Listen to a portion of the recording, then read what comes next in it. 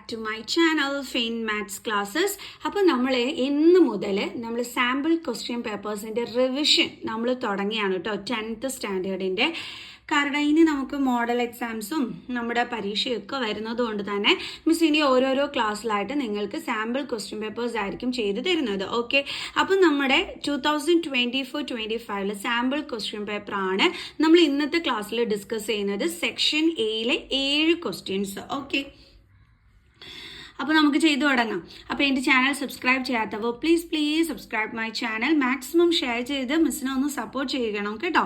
Okay, അതോടൊപ്പം തന്നെ നിങ്ങളൊക്കെ ചാനൽ സബ്സ്ക്രൈബ് ചെയ്യാതെയാണ് കാണുന്നതെന്നുണ്ടെങ്കിൽ please subscribe my channel. Okay, അപ്പോൾ നമുക്ക് നമ്മുടെ ക്ലാസ് സ്റ്റാർട്ട് ചെയ്യാം.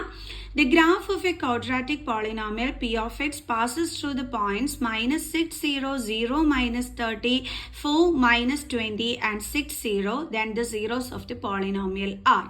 ഇങ്ങനെ ഒരു ക്വസ്റ്റ്യൻ കണ്ടു കഴിഞ്ഞാൽ എൻ്റെ മക്കൾസ് എന്ത് ചെയ്യണമെന്ന് അറിയാൻ വയ്യാണ്ട് ഇരുന്ന് പോകും അല്ലേ.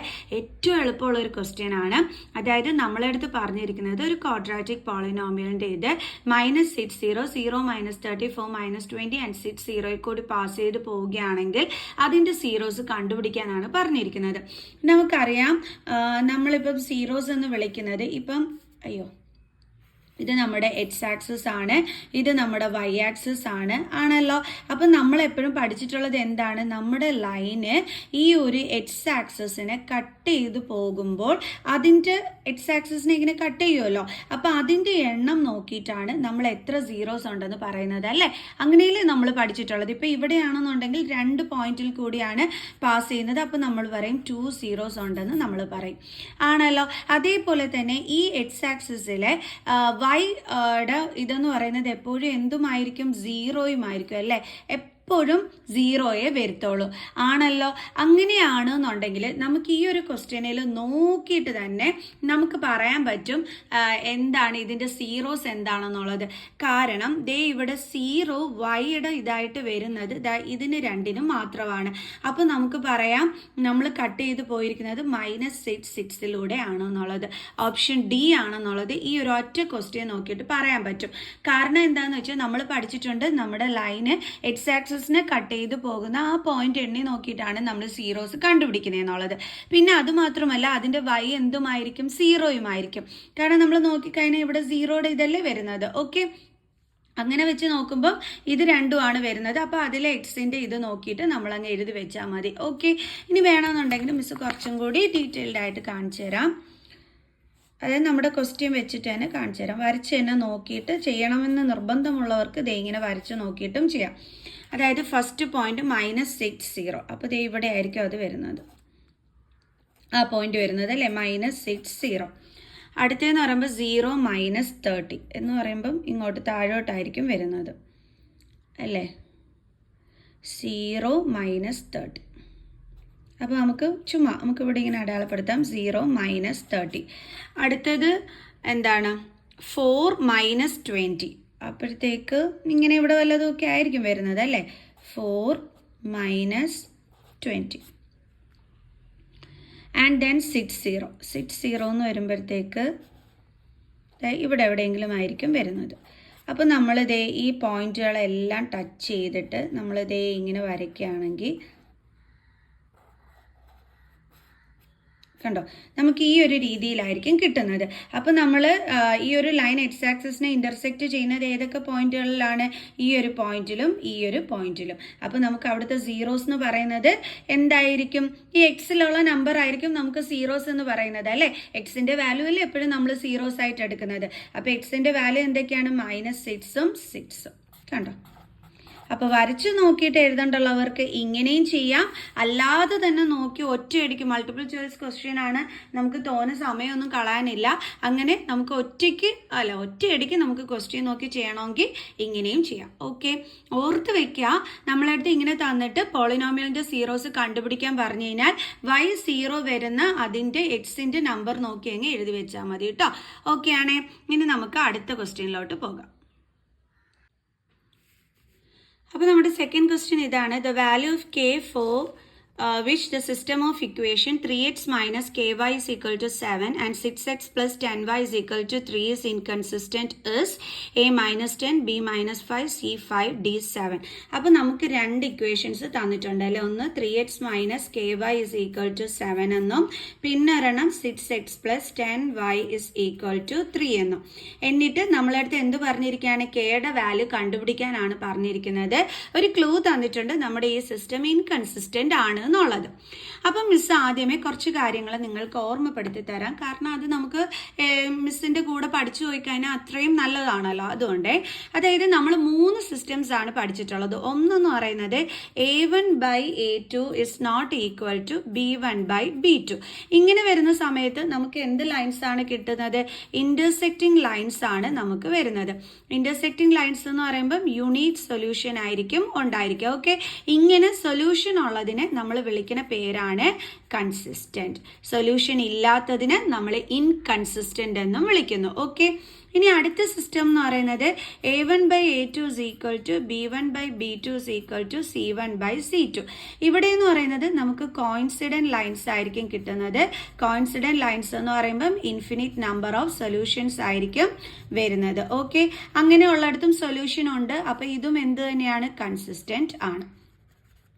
ഇനി ഇൻകൺസിസ്റ്റന്റ് എപ്പോഴാണ് വരുന്നത്, a1/a2 is equal to b1/b2 is not equal to c1/c2 വരുമ്പോഴേ നമുക്ക് പാരലൽ ലൈൻസ് ആയിരിക്കും വരുന്നത്. അപ്പോൾ പാരലൽ ലൈൻസ് എവിടെയും മീറ്റ് ചെയ്യാത്തത് കൊണ്ട് തന്നെ നമുക്ക് നോ സൊല്യൂഷൻ ആയിരിക്കും. നോ സൊല്യൂഷൻ ആണെങ്കിൽ നമുക്ക് അത് എന്തുമായിരിക്കും, ഇൻകൺസിസ്റ്റന്റും ആയിരിക്കും.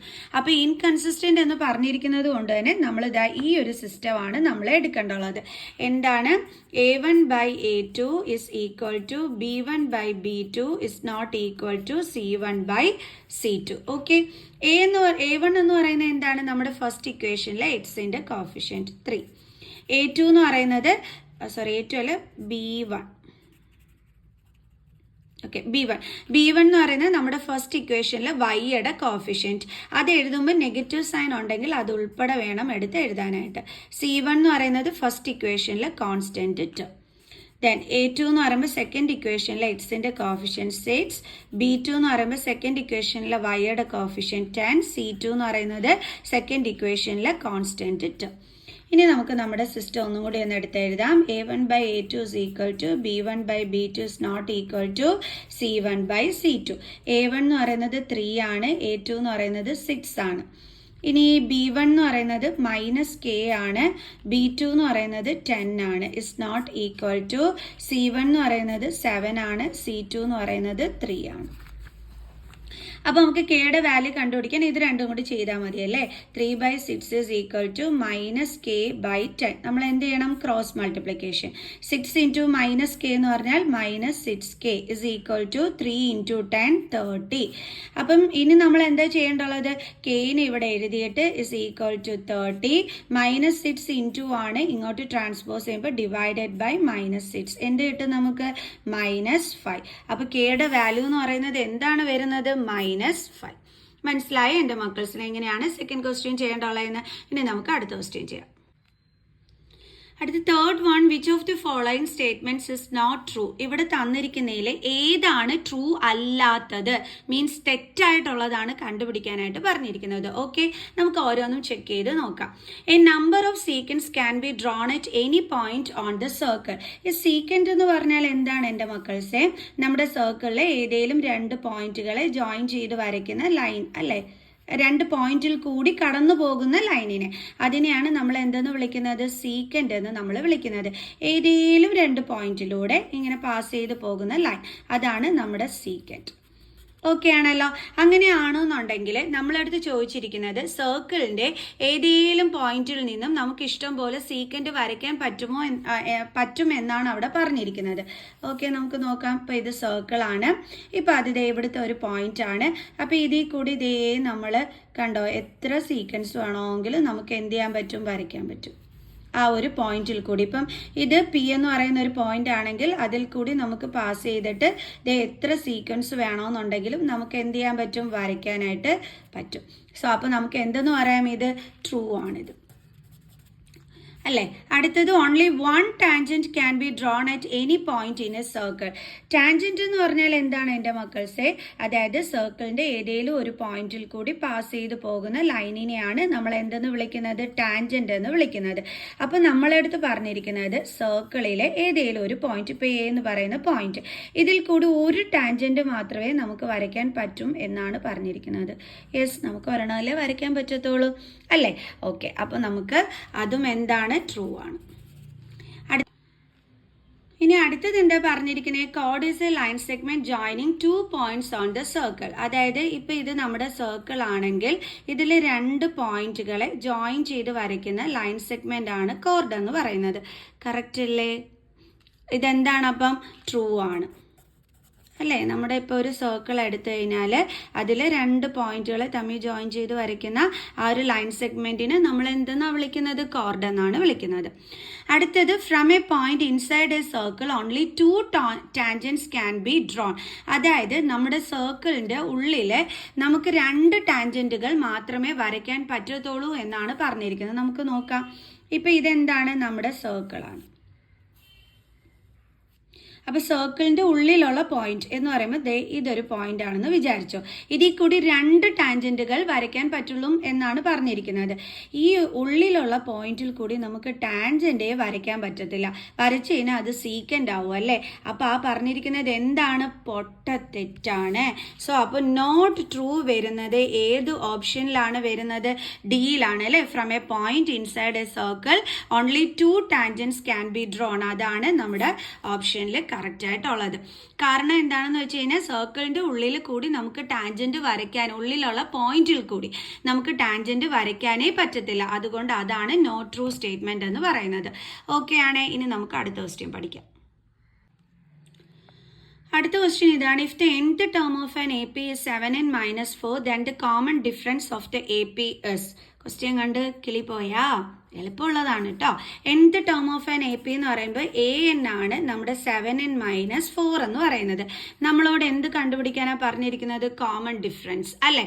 അപ്പൊ ഇത് വെച്ചിട്ട് എങ്ങനെ കോമൺ ഡിഫറൻസ് കണ്ടുപിടിക്കും എന്നാണ് നിങ്ങൾ ആലോചിക്കുന്നത്, അല്ലെ? എങ്ങനെയാണ് നമ്മൾ കണ്ടുപിടിക്കേണ്ടുള്ളത്? നമുക്ക് എന്നിന് നമുക്കുള്ള വാല്യൂസ് ഇട്ട് കൊടുക്കുക, ഇഷ്ടപ്പെട്ട വാല്യൂ. അപ്പൊ എന്നിന് 1 എന്ന് കൊടുത്താൽ a1 is equal to 7 into എന്നിന്റെ പ്ലേസിൽ നമ്മൾ 1 കൊടുക്കുന്നു.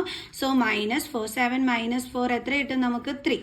അതേപോലെ എന്നിന് നമ്മൾ 2 എന്ന് കൊടുക്കുന്നു. അപ്പൊ a2 എന്ന് വരും. ഇസ് ഈക്വൽ ടു 7 into എന്നിന്റെ പ്ലേസിൽ 2 കൊടുക്കുന്നു, -4. അപ്പൊ 14 - 4 ഇസ് ഈക്വൽ ടു എന്തെന്ന് കിട്ടുന്നു നമുക്ക്? 10. അപ്പൊ ഇനി നമുക്ക് കോമൺ ഡിഫറൻസ് കണ്ടുപിടിക്കാമല്ലോ. a2ഉം a1ഉം കിട്ടിക്കഴിഞ്ഞാൽ എങ്ങനെ ചെയ്താൽ മതി? a2 - a1. a2 എന്ന് പറയുന്നത് 10 ആണ്, a1 എന്ന് പറയുന്നത് 3 ആണ്. അപ്പൊ എന്താ ആൻസർ കിട്ടിയത്? 7. അപ്പൊ നമ്മുടെ കോമൺ ഡിഫറൻസ് എന്ന് പറയുന്നത് എന്താണ്? 7. ഈസി അല്ലായിരുന്നോ? ഇപ്പൊ കിളിപ്പോയതൊക്കെ മാറിയാ? ഓക്കെ ആണോ മക്കൾസെ? നമുക്കിനി എന്ത് ചെയ്യാം? അടുത്ത ക്വസ്റ്റ്യനകത്തോട്ട് പോകാം. അപ്പൊ നമ്മുടെ 5th ക്വസ്റ്റ്യൻ ഇതാണ്. The radius of the base of a right circular cone and the radius of the sphere are each 5 centimetre in length. അതായത് ഒരു കോണിന്റെയും, അതായത് റേഡിയസ് ഓഫ് കോണും അതേപോലെ സ്ഫിയറും എത്രയാണെന്നാ തന്നിരിക്കുന്നത്? 5 സെന്റിമീറ്റർ എന്നാണ് നമുക്ക് തന്നിരിക്കുന്നത്. If the volume of the cone is equal to the volume of the sphere. ഇനി എന്താ പറഞ്ഞിരിക്കുന്നത്? നമ്മുടെ കോണിന്റെ വോളിയവും അതേപോലെ തന്നെ സ്ഫിയറിന്റെ വോളിയവും ഈക്വൽ ആണെന്നാണ് തന്നിരിക്കുന്നത്. Volume of the cone is equal to volume of sphere. Then the height of the cone. എന്നിട്ട് എന്ത് കണ്ടുപിടിക്കാനാ പറഞ്ഞിരിക്കുന്നത്? കോണിന്റെ ഹൈറ്റ് ആണ് നമ്മളെടുത്ത് കണ്ടുപിടിക്കാനായിട്ട് പറഞ്ഞിരിക്കുന്നത്. ഓക്കെ, എങ്ങനെ നമ്മൾ കണ്ടുപിടിക്കും? ഫോർമുല യൂസ് ചെയ്തിട്ട്. വോളിയം ഓഫ് കോണിന്റെ ഫോർമുല എന്താണ്? 1/3 πr² ഇസ് ഈക്വൽ ടു സ്ഫിയറിന്റെ വോളിയത്തിന്റെ ഫോർമുല എന്താണ്? 4/3 πr³. രണ്ടിടത്തും സെയിം ഡിനോമിനേറ്റർ വന്നു കഴിഞ്ഞാൽ നമുക്കത് എന്ത് ചെയ്യാനായിട്ട് പറ്റും? കട്ട് ചെയ്ത് കളയാൻ പറ്റും, അല്ലേ? അതേപോലെ ഇവിടെയും പൈ ഉണ്ട്, അതും നമുക്ക് കട്ട് ചെയ്യാൻ പറ്റും. ഓക്കെ, അപ്പോൾ പിന്നെ ഇവിടെ ബാലൻസ് ഉള്ളത് എന്തൊക്കെയാണ്? R square H is equal to 4, ഇവിടെ 3 കട്ടായിപ്പോൾ അല്ലേ, അപ്പോൾ 4r³ ആണ് നമുക്ക് ബാലൻസ് ആയിട്ടുള്ളത്. ഓക്കെ, ഇനി രണ്ടിടത്തും റേഡിയസ് സെയിം ആണ്, അപ്പോൾ റേഡിയസ് എന്താണ്? 5 ആണ്. അപ്പോൾ നമുക്ക് എഴുതാം 5 square into H is equal to 4 into 5³ 5 square എന്ന് പറയുമ്പോൾ 25 into H is equal to 4 into 5³ എത്രയാണ്? 125. Okay, then h is equal to 4 into 125 divided by 25 നെ ഇങ്ങോട്ട് ട്രാൻസ്പോസ് ചെയ്യുമ്പോൾ ഡിവിഷൻ ആകും, ഡിവൈഡഡ് ബൈ 25 കട്ട് ചെയ്യുമ്പോൾ ഇവിടെ എത്ര കിട്ടും? 5. So h is equal to 20. അപ്പോൾ നമുക്ക് എത്രയാണ് ആൻസർ വന്നത്? 20 സെൻറ്റിമീറ്റർ.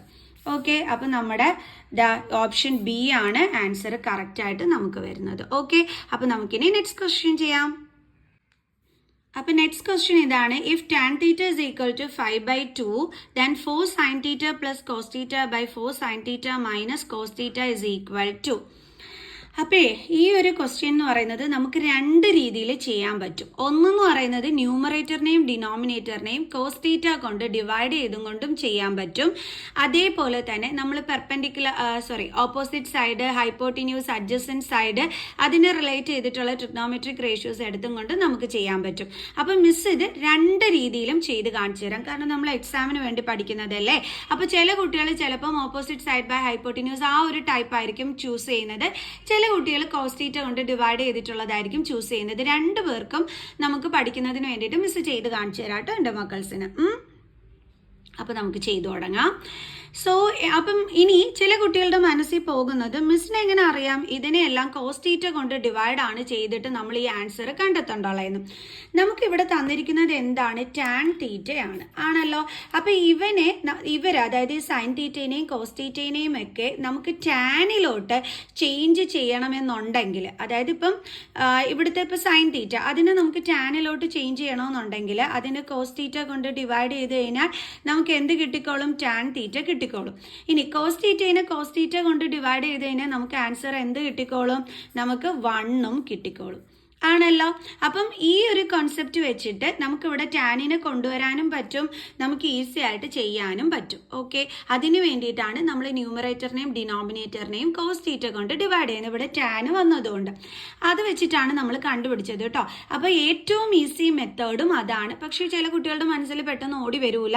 അപ്പോൾ അവർക്ക് വേണ്ടിയിട്ട് മിസ് മറ്റേ ഓപ്പോസിറ്റും ഹൈപ്പോട്ടിന്യൂസിനെ റിലേറ്റ് ചെയ്തിട്ടുള്ളത് വെച്ചിട്ടും കാണിച്ചു തരാം കേട്ടോ, സങ്കടപ്പെടേണ്ട എൻ്റെ മക്കൾസ്.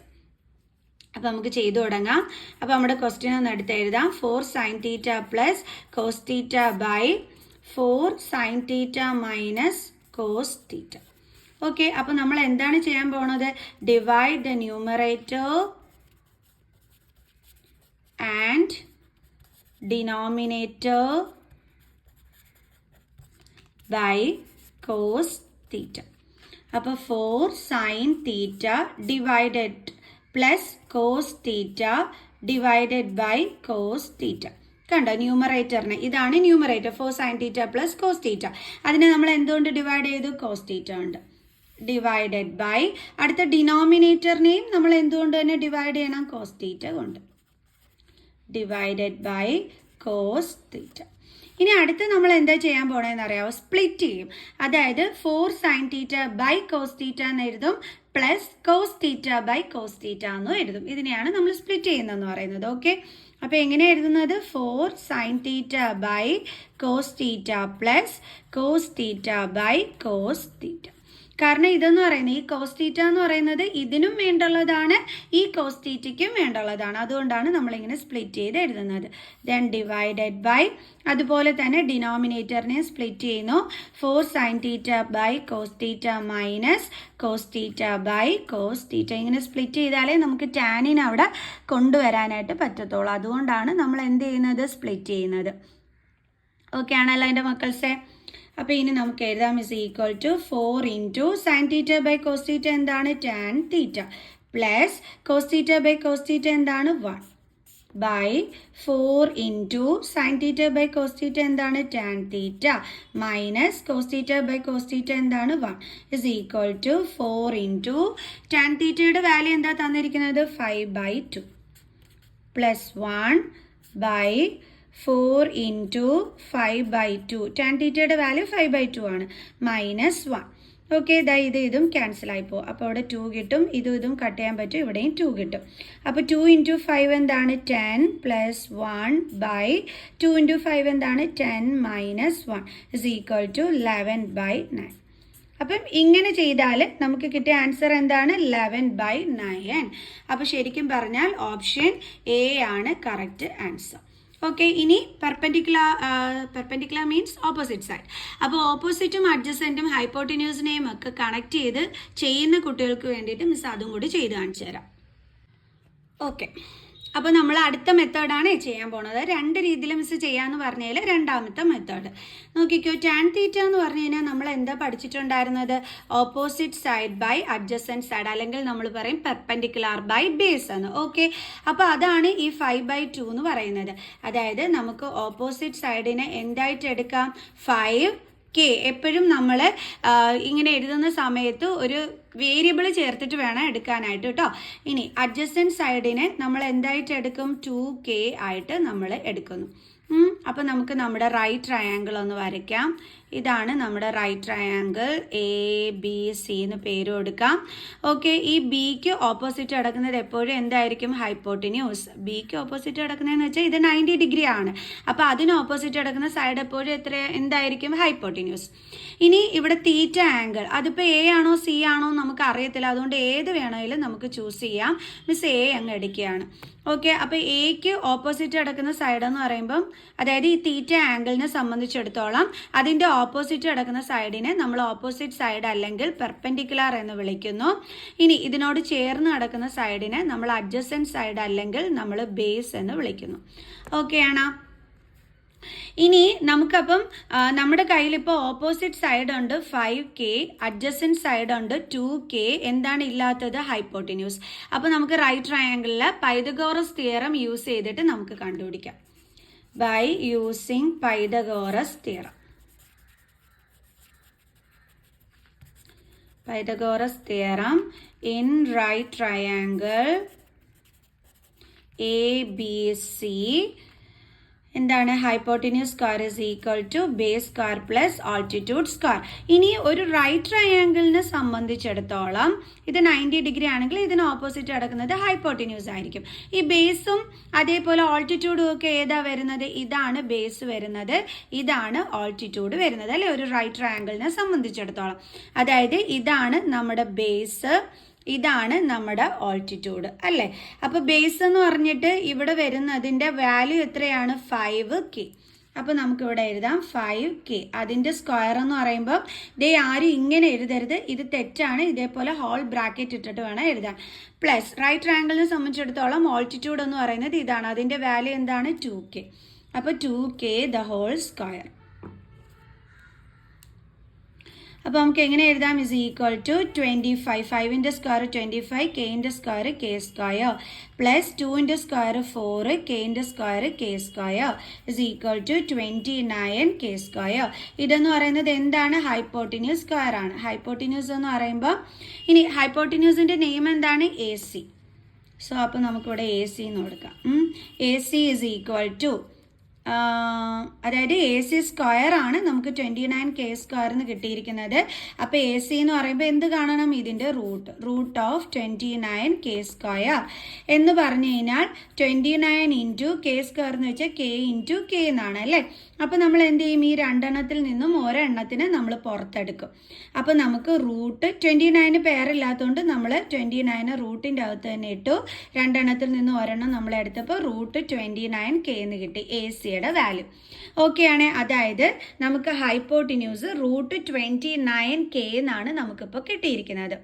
ഓക്കെ ആണല്ലോ മക്കൾസേ.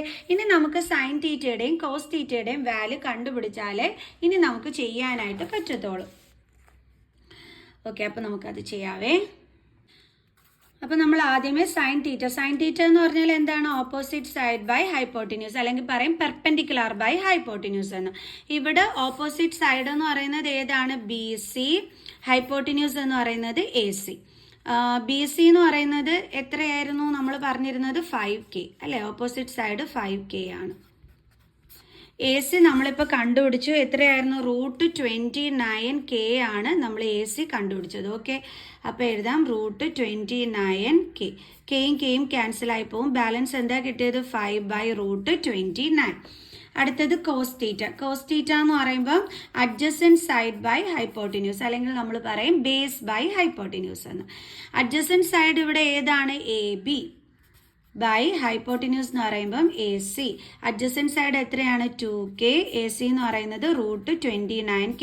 കെയും കെയും ക്യാൻസൽ ആവും. ബാലൻസ് ഉള്ളത് 2/√29. ഓക്കെ, ഇനി നമുക്ക് എന്ത് ചെയ്യാം? ഇവിടെ വാല്യൂസ് സബ്സ്റ്റിറ്റ്യൂട്ട് ചെയ്ത് കൊടുക്കാം. അതായത് 4 sin θ plus cos θ by 4 sin θ minus cos θ. ഇതിൻ്റെ വാല്യൂ ആണ് കണ്ടുപിടിക്കാൻ പറഞ്ഞിരുന്നത്. വാല്യൂ സബ്സ്റ്റിറ്റ്യൂട്ട് ചെയ്യാം. 4 ഇൻറ്റു സൈൻ തീറ്റ എത്രയാണ്? 5/√29 പ്ലസ് കോസ് തീറ്റ എന്ന് പറയുന്നത് 2/√29 divided by 4 into 5/√29 minus cos theta എന്ന് പറയുമ്പോൾ 2/√29. Okay, is equal to 4 into 5 എന്താണ്? 20. അപ്പോൾ 20/√29 plus 2/√29 divided by 20/√29. 4 into 5 20 minus 2/√29. രണ്ടിടത്തും ഡിനോമിനേറ്റർ സെയിം ആണ്. അപ്പോൾ നമുക്ക് 20 പ്ലസ് 2/√29 എഴുതാം. ഡിവൈഡഡ് ബൈ ഇവിടെ എങ്ങനെ എഴുതാം? ന്യൂമറേറ്റർ നമുക്ക് അടുപ്പിച്ച് എഴുതാൻ പറ്റും, രണ്ടിടത്തും സെയിം ഡിനോമിനേറ്റർ ആയതുകൊണ്ട്. ഇനി ഈ സെയിം ഡിനോമിനേറ്റേഴ്സ് തമ്മിൽ എന്താകും? കട്ടായി പോകും. ബാക്കിയുള്ളത് 20 പ്ലസ് 2 എന്ത് കിട്ടും? 22 ബൈ 20 മൈനസ് 2 എന്ത് കിട്ടും? 18. നമുക്ക് 2 കൊണ്ട് കട്ട് ചെയ്യാം. അപ്പോൾ എന്താ കിട്ടിയത്? 11/9. കണ്ടോ, ഇങ്ങനെ ചെയ്താലും നമുക്ക് ആൻസർ എന്താ കിട്ടിയത്? 11/9. അപ്പോൾ ഇത് ചൂസ് ചെയ്യുന്ന കുട്ടികൾക്ക് ഞാൻ അതും കാണിച്ചു തന്നിട്ടുണ്ട്. ഇത് ഭയങ്കര ലോങ് ആണ്, മൾട്ടിപ്പിൾ ചോയ്സ് ക്വസ്റ്റ്യൻ ആണ്. അപ്പോൾ നമ്മൾ ഏറ്റവും നല്ലത് ഞാൻ ആദ്യം പറഞ്ഞ ആ ഒരു വഴി ചെയ്യുന്നതായിരിക്കും കേട്ടോ. പക്ഷെ പിന്നെ ചില കുട്ടികളുടെ മനസ്സിനകത്തോട്ട് ഇത് ഓടി വരൂല. അങ്ങനെയുള്ളവർ മറ്റേ വഴി തന്നെ ചെയ്യാനേ പറ്റുള്ളൂ കേട്ടോ. ഓക്കെ, ഞാൻ 7 ക്വസ്റ്റ്യൻസ് ആണ് ചെയ്യാമെന്ന് പറഞ്ഞിരുന്നത്. വീഡിയോയ്ക്ക് ലെങ്ത് കൂടിയോന്ന് എനിക്ക് അറിയണം. എന്തായാലും അതും കൂടിയാണ് ചെയ്യാവേ. അടുത്ത question, the given figure A tangent has been drone at A point P on the circle centred at O if angle TPQ. TPQ എന്ന് പറയുന്നത് ഇതാണ്. അത് 110 ഡിഗ്രി ആണെങ്കിൽ POQയുടെ വാല്യൂ കണ്ടുപിടിക്കാനാണ് പറഞ്ഞിരിക്കുന്നത്. ഇതാണ് നമ്മൾ കണ്ടുപിടിക്കേണ്ടത്. അപ്പോൾ എങ്ങനെ നമ്മൾ അതിനെ കണ്ടുപിടിക്കും? അതായത് നമുക്കിവിടെ അറിയാം OP എന്തിന് പെർപെൻഡിക്കുലർ ആണ്? TPക്ക് പെർപെൻഡിക്കുലർ ആണല്ലോ. OP perpendicular to TP. അങ്ങനെയാണെങ്കിൽ ആംഗിൾ OPT, ഈ ഒരു ആംഗിൾ എന്ന് പറയുന്നത് എന്തായിരിക്കും വരുന്നത്? 90 ഡിഗ്രി ആയിരിക്കും വരുന്നത്. പെർപെൻഡിക്കുലർ അല്ലേ? കാരണം നമ്മൾ പഠിച്ചിട്ടുണ്ട്. എന്തുകൊണ്ടാണ് മിസ് ഇവിടെ 90 ഡിഗ്രി എന്ന് പറയാൻ കാരണം? ഇതെന്താണ്? നമ്മുടെ സർക്കിളിൻ്റെ റേഡിയസ് ആണ് അല്ലേ? അതായത് OP എന്ന് പറയുന്നത് റേഡിയസ് ആണല്ലോ. ഇവിടുത്തെ TP എന്താണ്? ടാൻജന്റ് ആണ്. അപ്പം നമ്മൾ എന്ത് പഠിച്ചിട്ടുണ്ട്? Radius perpendicular to tangent at the point of contact എന്ന് നമ്മൾ പഠിച്ചിട്ടുണ്ട് അല്ലേ? അതുകൊണ്ടാണ് ഇവിടുത്തെ ഈ ഒരു ആംഗിൾ എന്തെന്ന് കിട്ടുന്നത്? 90 ഡിഗ്രി എന്ന് നമുക്ക് കിട്ടുന്നത്. ഇത് ഈ 110 എന്ന് പറയുന്നത് ഇതും കൂടി ചേർത്തിട്ടുള്ളതാണ്. ഇത് ഫുള്ളായിട്ടാണ് ഈ 110 ഡിഗ്രി എന്ന് പറയുന്നത്. ഈ ഷെയ്ഡ് ചെയ്തിരിക്കുന്നത് മാത്രമാണ് 90 ഡിഗ്രി. ഓക്കെ, അപ്പോൾ നമുക്ക് റീസൺ കൊടുക്കണം. Radius perpendicular to tangent at point of contact. അങ്ങനെയാണെന്നുണ്ടെങ്കിൽ നമ്മൾ എന്താ പറഞ്ഞിരുന്നത്? TPQ എത്രയാണ്? 110 ഡിഗ്രി എന്നാണ് പറഞ്ഞത്. ഓക്കെ, അപ്പോൾ TPQ എന്ന് പറയുന്നത് ഏതൊക്കെ ആംഗിൾസ് ചേരുന്നതാണ് എൻ്റെ മക്കൾസെ? നമ്മുടെ Oയും ഇവിടെ P ഉണ്ടായിരുന്നു, P ഉണ്ട്. നമ്മുടെ OPTയും അതേപോലെ തന്നെ നമ്മുടെ OPQവും കൂടി ചേരുന്നതാണ് എന്തെന്ന് പറയുന്നത്? OPT ആംഗിൾ എന്ന് പറയുന്നത്. മിസ് ഇത് ഇങ്ങോട്ടൊന്ന് എടുത്ത് വരച്ച് കാണിച്ചു തരാവേ. ഇത് നമ്മുടെ സെൻറ്റർ, ഇത് നമ്മുടെ എന്താണ്? ടാൻജൻറ്റ്, ഇത് റേഡിയസ് OP. പിന്നെ ഇവിടുന്ന് ഇങ്ങനെയും കൂടി ആംഗിൾ പോയിട്ടുണ്ട്. അപ്പം ഇത് രണ്ടും കൂടി ചേരുന്നതാണ് 110 ഡിഗ്രി. ഇത് മാത്രമാണ് 90 ഡിഗ്രി. അപ്പം നമ്മുടെ ഈ TP എന്താണ്? Q. ഓക്കെ, TPQ എന്ന് പറയുന്നത് ഏതൊക്കെ ചേരുന്നതാണ്? ഈ OPTയും അല്ലേ? അതേപോലെ തന്നെ ഈ ഒ പി ക്യൂം തമ്മിൽ ഷെയ്ഡ് ചെയ്യുന്നത് കണ്ടോ, ഈ ആംഗിളും കൂടി ചേരുന്നതാണ് എന്തെന്ന് പറയുന്നത്, നമ്മുടെ ഈ ഫുൾ ആംഗിളായ ടി പി ക്യൂ എന്ന് പറയുന്നത്. ഓക്കെ, അപ്പോൾ നമുക്ക് അതൊന്ന് ഇങ്ങോട്ട് എടുത്ത് എഴുതാം. O P T plus O P Q. അതായത് ആംഗിൾ ടി പി ക്യൂ എന്ന് പറയുന്നത് angle O P T plus angle O P Q ആണ്. ടി പി ക്യൂ 110 ആണ്, ഒ പി ടി 90 ആണ്. അപ്പോൾ ആംഗിൾ ഒ പി ക്യൂ എന്ന് പറയുന്നത് ഇതിനെ ഇങ്ങോട്ട് ട്രാൻസ്പോസ് ചെയ്യണം. 110 minus 90 is equal to angle O P Q.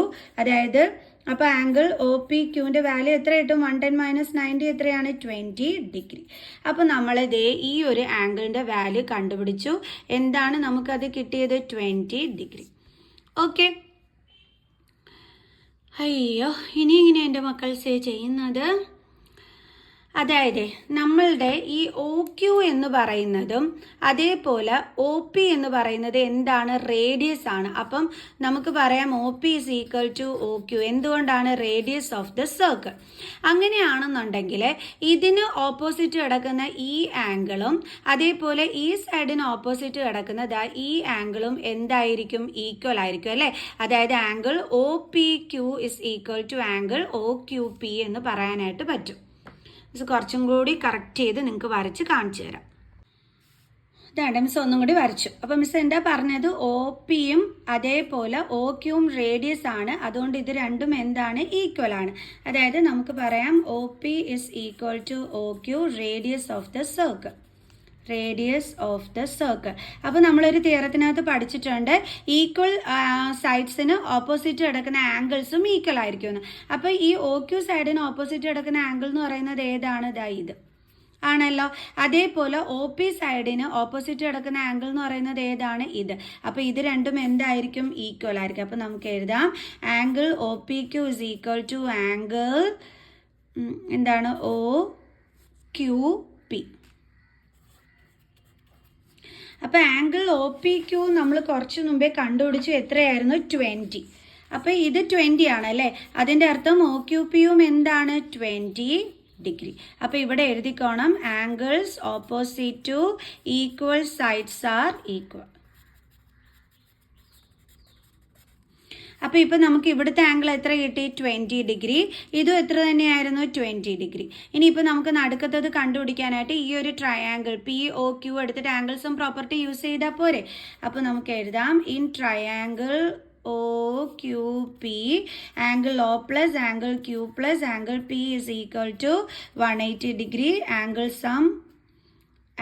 Some property of a triangle.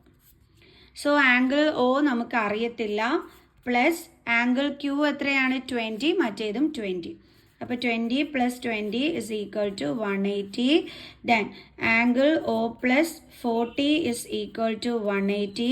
Then angle O is equal to 180 minus 40 is equal to 140 degree. Angle ഒയുടെ full name എന്താണ്? Angle P O Q. നമ്മളെടുത്ത് എന്തിൻ്റെ answer ആയിരുന്നു കണ്ടുപിടിക്കാൻ പറഞ്ഞിരുന്നത്? Angle P O ക്യൂയുടെ value ആണ് കണ്ടുപിടിക്കാനായിട്ട് പറഞ്ഞിരുന്നത്. ദേ നമ്മൾ കണ്ടുപിടിച്ചു. ആംഗിൾ പി ഒ ക്യൂ എത്രയാണ് കിട്ടിയത്? 140 ഡിഗ്രി. ഓക്കെ, അപ്പോൾ നമ്മുടെ ഇതിൽ ഏത് ഓപ്ഷനാണ് കറക്റ്റ് വരുന്നത്? ഓപ്ഷൻ സി ആണ് നമുക്കിവിടെ കറക്റ്റായിട്ട് വരുന്നത്. മനസ്സിലായോ എൻ്റെ മക്കൾസിന്? ഓക്കെ ആണല്ലോ. അപ്പോൾ നമുക്ക് ഇതിൻ്റെ ബാലൻസ് ക്വസ്റ്റ്യൻസ് ഇനിയും ഉണ്ട്. അതൊക്കെ ആയിട്ട് നമുക്ക് അടുത്ത ക്ലാസ്സിൽ കാണുന്നത് വരെ ബൈ ബൈ.